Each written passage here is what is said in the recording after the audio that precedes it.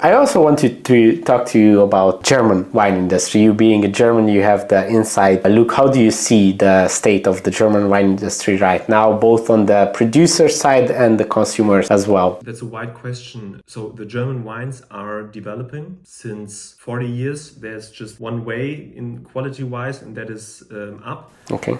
Of course, in Germany, the mass market, the main market, is still on the very low price end. Okay. So the discounters and the cheap supermarket wines, they are what gets sold the most. But the quality market is increasing, and also the perception, how people think, how Germans think about German wine changes. Yeah. Because we still have the problem that there are people who say, okay, German wine is not good.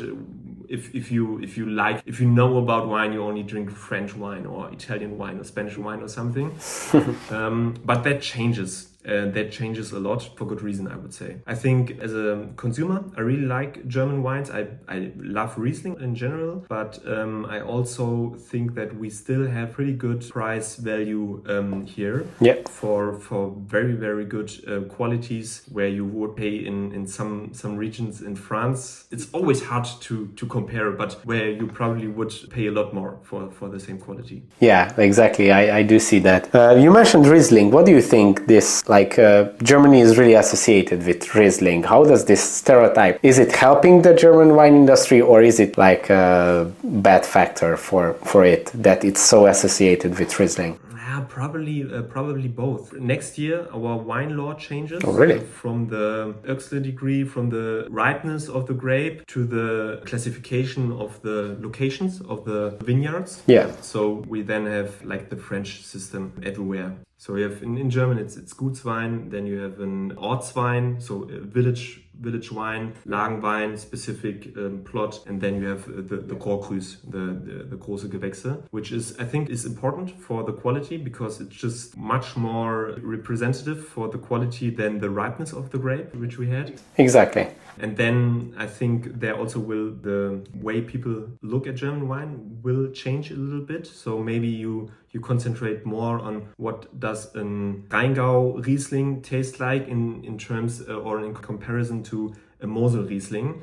And yeah, I think that's the development we are having right now, because right now it's for most of the people it's just Riesling.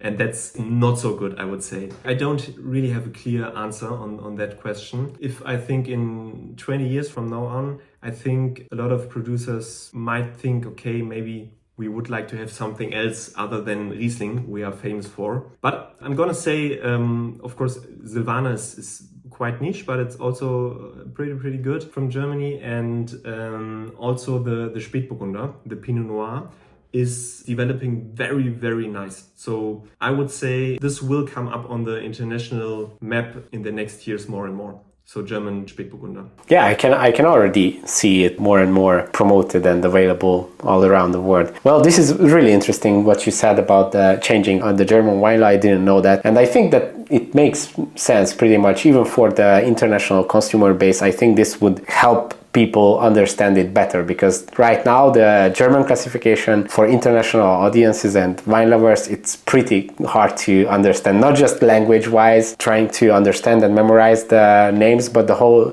classification system is quite difficult. Could you explain to our audience right now what is the current classification of the ripeness? From, I would say, back in the days, a high quality factor was that you had actually ripe grapes. Yeah. And because it was colder, and in a lot of regions, in a bad vintage, the grape just wasn't as ripe as it should be, as it could be. And I think that was probably one reason for the German wine law, where you say, okay, you have grapes who are picked earlier with less sugar in it, and that's the lowest quality level. Yeah. So that's Kabinett. Then you have more ripe grapes with more sugar in it. That's a Spätlese. And then you have an Auslese and a Beerenauslese. These types of wines are in general, then they are sweet because they have so much sugar. They are harvested so late that you can produce great sweet wines from it. Yeah. Yeah, but right now it's just not the case anymore. Good winemakers, they don't really care if it's a Kabinett or if it's a Spätlese. They just think, for example, we have great Kabinett wines, which are the lower quality from Grand Cru plots. Which are, it's just a matter of the vintage, of the decision of the winemaker when you want to harvest it, and you won't give a shit about if it's then a Kabinett or a Spätlese or something like that. Yeah. Of course.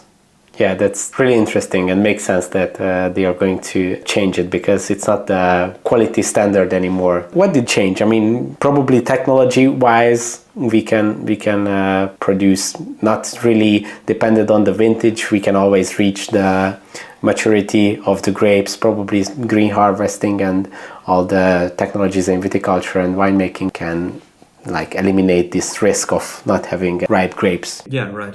Thanks for watching this video. You can watch the full podcast episode by clicking here or watch another interesting video by clicking here. Let's continue the discussion in the comment section and see you in the next one.